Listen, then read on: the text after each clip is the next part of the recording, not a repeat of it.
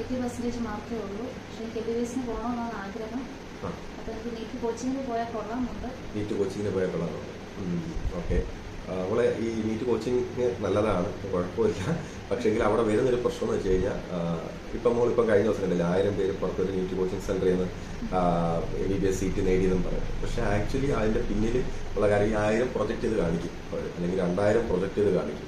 പക്ഷേങ്കിൽ അതിൽ ലക്ഷക്കണക്കിന് ചിലപ്പോൾ കുട്ടികൾ അവിടെ പഠിച്ചിട്ടായിരിക്കും, അല്ലെങ്കിൽ അവരുടെ അണ്ടറിൽ പഠിച്ചിട്ടായിരിക്കും ഇത്രയും 1000 പേര് വരുന്നത്. ചിലപ്പോൾ 50,000 60,000 പേര് ചിലപ്പോൾ അവരുടെ ക്യാമ്പസിൽ കാണും, അല്ലെങ്കിൽ അവർ ടേക്കപ്പ് ചെയ്തിട്ടുണ്ടായിരിക്കും, അല്ലെങ്കിൽ ക്ലാസ് കൊടുക്കുന്നതായിരിക്കും. അതിൽ 1000 പേർക്ക് കിട്ടും. അപ്പം ബാക്കിയുള്ള 40,000 അല്ലെങ്കിൽ 49,000 പേരുടെ ഒരു വർഷമാണ് പോകുന്നത്. നമുക്ക് MBBS ആണ് ചൂസ് ചെയ്യുന്നതെങ്കിൽ ഇവിടെ നോക്കണമെന്ന് വെച്ച് കഴിഞ്ഞാൽ എന്താ പറയുക, നീറ്റ് നല്ല രീതിയിൽ കോൺസെൻട്രേറ്റ് ചെയ്ത് സെൽഫ് പ്രിപ്പയർ ചെയ്ത് എഴുതാൻ നോക്കുക.